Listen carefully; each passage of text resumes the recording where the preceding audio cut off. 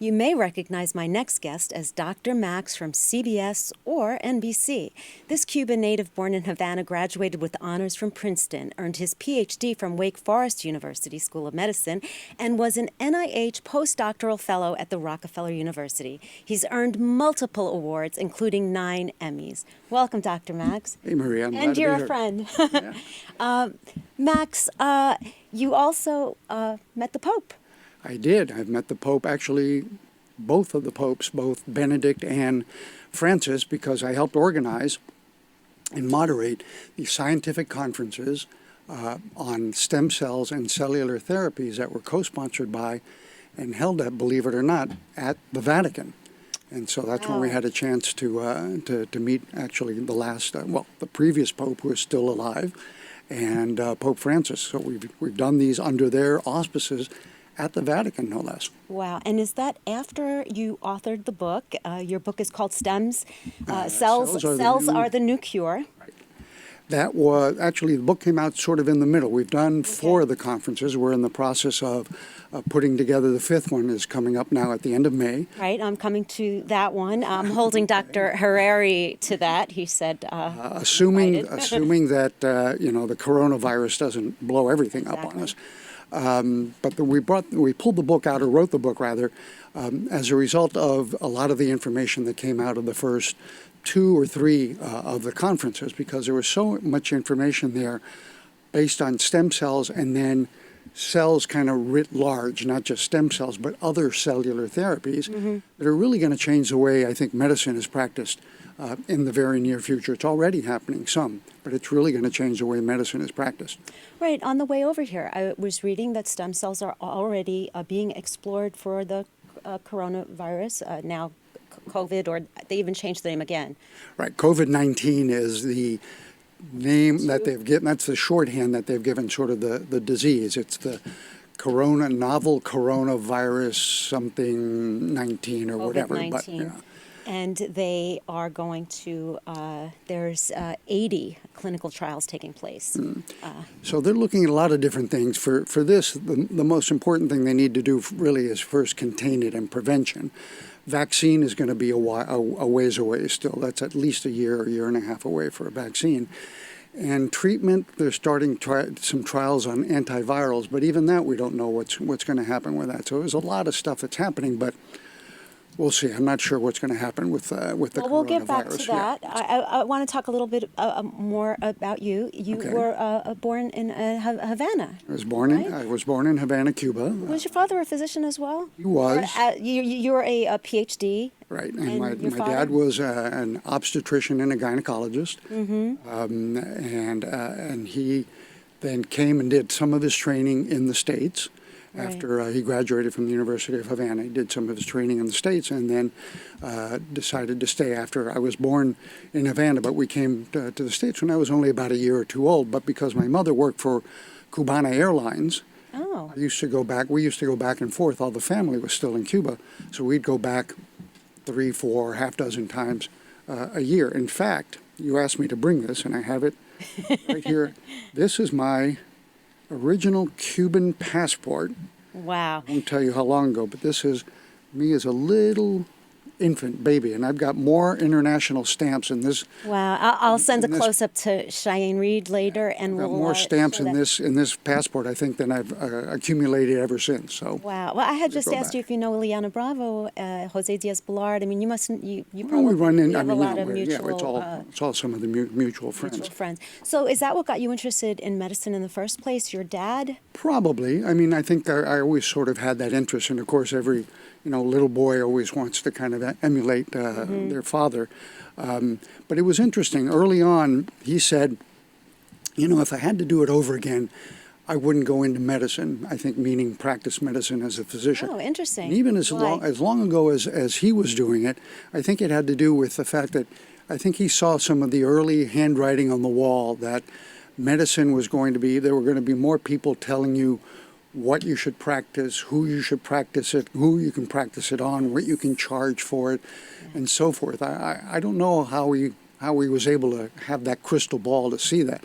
But I think he and then most physicians of that generation and even more of my generation are just not happy with the way medicine has gone these days. But that's another story. He was It's more still- patient-focused and saw all Yeah, of the he just- administrative and all of the, a lot of all of that physicians. business end of it. That business I think end of it just that he didn't wasn't like. happy with it. Right, and then you, how did you get into broadcasting from there?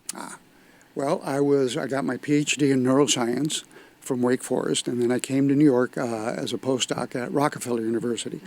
I'd been there for about 2 years, and I did 2 years on my grant, had about a year left on my grant. And I was running out of school to go to. I was going to have to be a grown-up and get a real job. And I didn't think that I wanted to, poke rats with electrodes for the rest of my life. Okay. And I did radio as an undergrad at Princeton. And it was actually both my professor at Wake Forest and a classmate from Princeton said, you like science and you did radio, why don't you try to do science and television? Okay, that sounds like a good idea. Okay. Went around, talked to a lot of different people. Everybody said, we think that's a great idea. We don't know how you go about doing it, but let's give it a try. So I went around and spoke to a lot of what was then still the Old Boy Network. Now it's the Old Boy and Girl Network, but back then it was still the Old Boy Network. And they all said, yeah, we think it's a great idea. I'm not sure how you do it. But talking to somebody connected with a news director who became a lifelong friend and a mentor, who said, you know what? It makes more sense to take a scientist and teach him television than to do it the other way around. And then I got Remember Bob Ezell? Was he around then? Bob, I don't know if he had started just then. Right. Art Uleen was around. Uleen. There were a couple of others, Frank Field, Yes. who I became friends Yes. with later on. They were all around, but it was a very small group way back then. Interesting.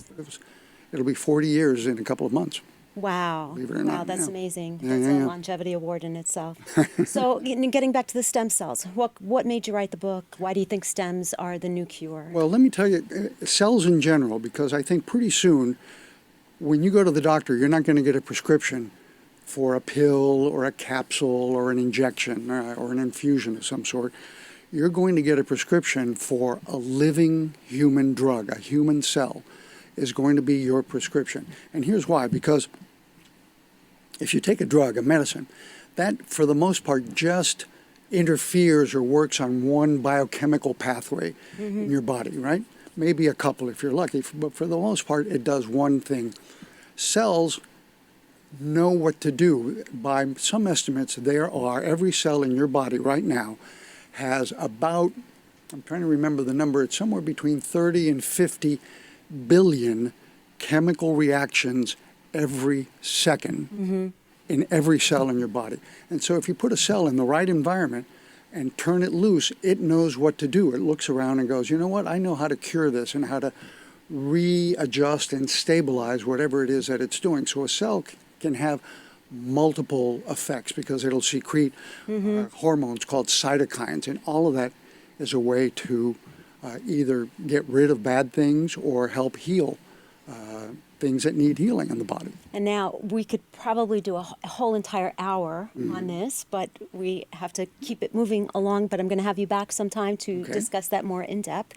I promised people we would tell them what your legacy would be, because we'll have you back to talk about stem cells. And someone once asked you that. And I don't remember You what didn't remember I don't the remember answer, but I did. What? Give me a hint. You said helping people and That's where I was going to go, a actually. sense of humor. Yeah. Those were two things that people you think- wanted to be remembered for. A lot of people say I'm a funny guy. Most people don't realize They that. don't know that, though, because they only see you as Dr. Max. Right. I know the other side, and yes, I would agree you're very I funny. spend a lot of time helping people, and that's really what I want to, I guess, be remembered as somebody who spent a lot of time both on television and individually, personally, helping people. Well, that's a wonderful legacy to have. And you're going to help me right now because our next guest is coming out. And it kind of a surprise because I don't think we can do a health segment today without talking about the coronavirus, which we glazed over in the beginning.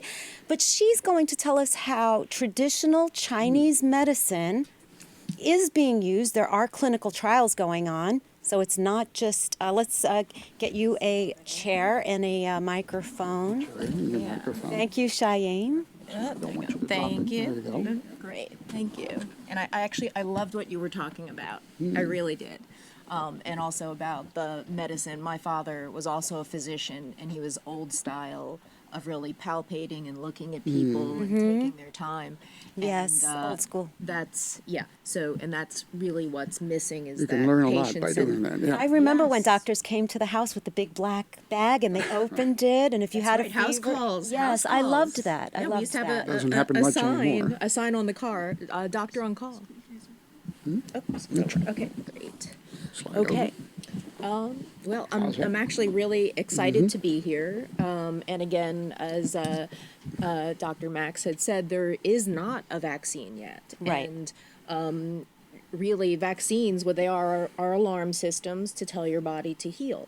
But if somebody has a weak immune system and isn't taking care of themselves, a vaccine is not going to help, and that's why people that are weak in health, underlying conditions, are more susceptible to having severe responses. I actually think that's the key to all of this, that all of the fear, being manufactured by media, that 80,000 of the cases are mild. Yes. So the ones that aren't, the 14% that aren't, if they build up their I think building up the immune system and preventing it in the first place is key to any type of influenza Yes. and flu, right? I mean, Dr. Max, you can. And there are probably, we know how many people have shown up in the hospitals Sure. with coronavirus, right? And there are a number of deaths.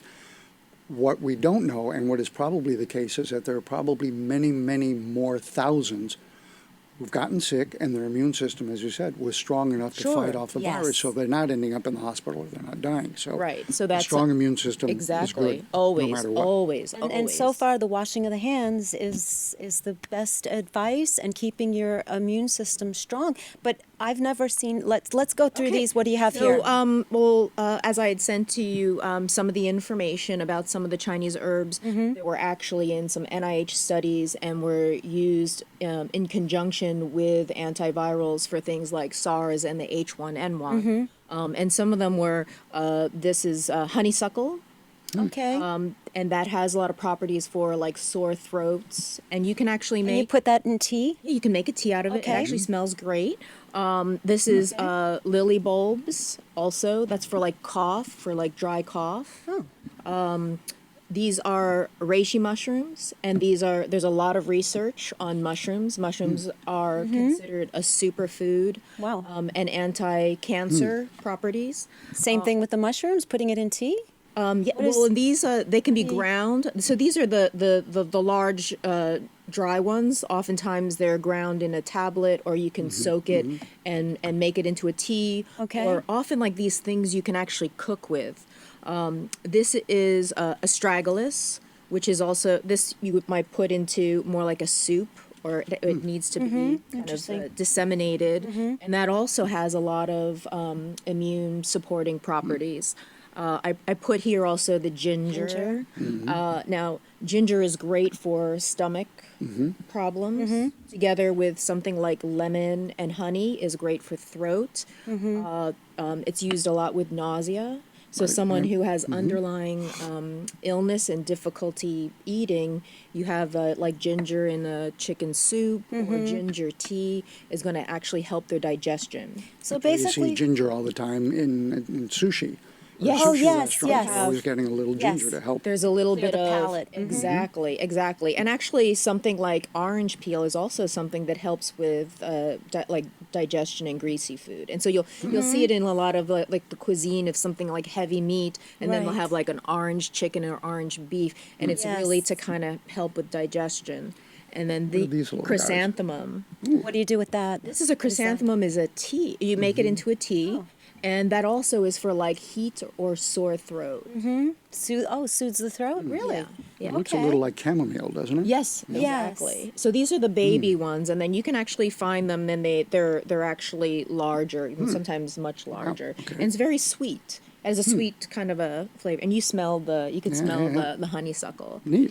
It sounds like a lot of these things are based on de-stressing.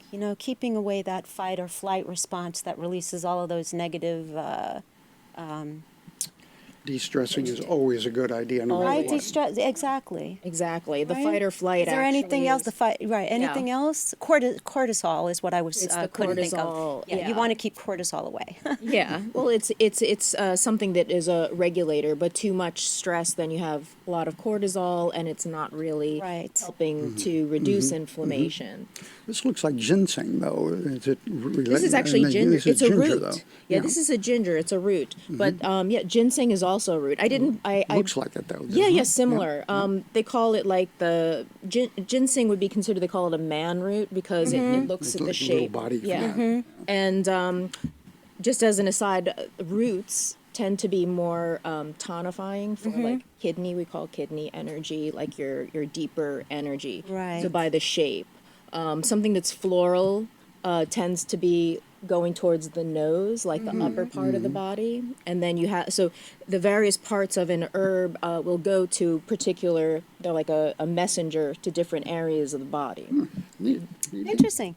And the chief scientific officer of the World Health Organization did say that they are testing this with the same rigor in science as Yes. pharmaceuticals now. So it's nice to have them acknowledge that this traditional Chinese medicine isn't just frou-frou now. They're actually doing legitimate scientific studies. Do you feel good about that? We have about a minute. Yes, absolutely. I feel Yes. really good about it because there's thousands of years of Right. empirical evidence of herbs working, and then it's just really a matter of looking at the Western model to kind of give it the the stamp of approval. But it's still it still is working. Whether it has the stamp of approval. There used to be a school, I think, of Chinese pharmacy or medicine downtown here in New York, and they actually had a pharmacy that you could go to, and they would have traditional Chinese herbs. Absolutely. I don't know if it's still there. There, It's been a there long are time. a couple of acupuncture Chinese medicine colleges in New York, and but also my friend who is Cam Wo, and he's on Grand Street, and he's also a pharmacist, and it's 3 generations of herbal medicine, and so if someone wants to take herbs, they should probably speak to someone who would also help them because. You don't It wanna- depends on who it is. You don't want to It's not- freelance this because you might. yeah, and Right. also you don't want to start taking medication. Like this is powerful medicine, so you don't just like let me just take everything because it could be not so great. Right. Well, give me the name of your integrative Integrative healing arts, yes. on 14th Street in New York City. In Union Square, Union 16th, Square, yes. 16th Street Yes. in Union Square. And Max, your book sales are the new cure. MaxGomez.com. Yep, or you can get it on Amazon. Or Just like everything else in Amazon. the world, you can get on Amazon. Thank you so much for being pleasure. with us. Thank you so much for being with us, and thank you for being with us. A shout out to Dr. Imran Ali. He said he loves Dr. Max. Thank you. Yes, you have one fan. Just kidding, you have thousands.